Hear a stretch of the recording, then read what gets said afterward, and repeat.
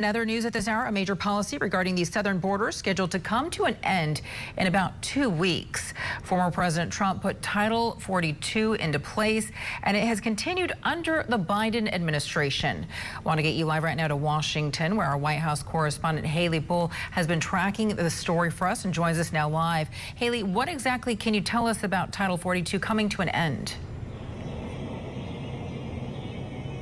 Good afternoon, Veronica. This is something that the administration has been preparing for and pressed on, facing a lot of questions for how this would play out when they revert to Title 8.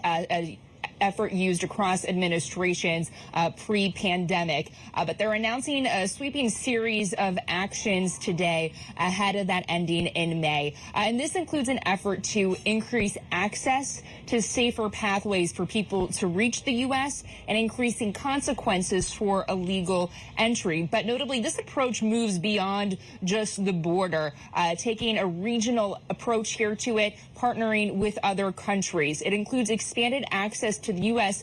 Refugee Resettlement Program and standing up processing centers that will be run by international partners. Secretary of State Antony Blinken called it a new innovative approach as it takes efforts from the State Department and Homeland Security into account. At these centers is where people will be screened for resettlement eligibility or be referred to another pathway or options in the host country.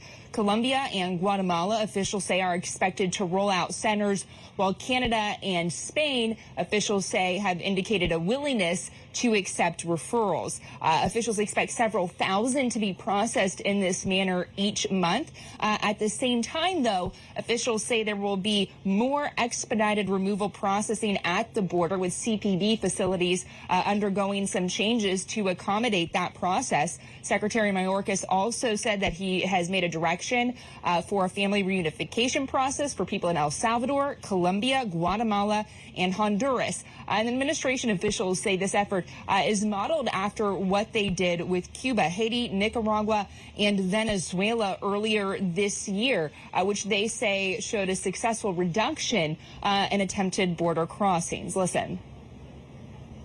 And in January, President Biden committed to welcoming 30,000 individuals every month from Cuba, Haiti, Venezuela, and Nicaragua through a parole program.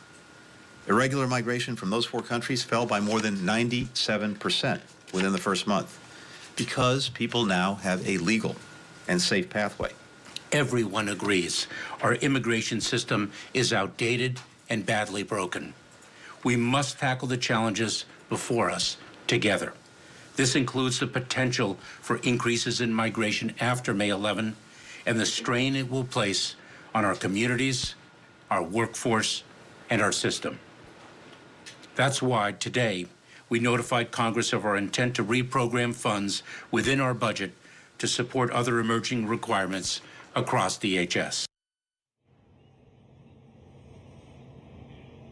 And you heard right there, Secretary Mayorkas calling on Congress to take action as well, saying that the existing funds in the budget don't meet the cut for what the long-term needs are here. While they say they recognize the vulnerability to litigation in some of these steps, the administration also feels that they're on solid footing legally. But as we approach the end of Title 42, they are expecting to have more encounters at the southern border, seeing that they're having to now counter disinformation efforts and reiterate that the border is not open. But the administration, as you know, has been dealing with a surge of migration ahead of this. And as we reach the end of Title 42, they have been pressed more and more for answers on how they would handle this. It has been a point of criticism for the White House in particular from Republicans on border security. What we are hearing today is the most substantial answer so far on how they plan to address this, Veronica. All right, Haley Bull reporting live from the White House for us. Haley, we always appreciate it. Thank you.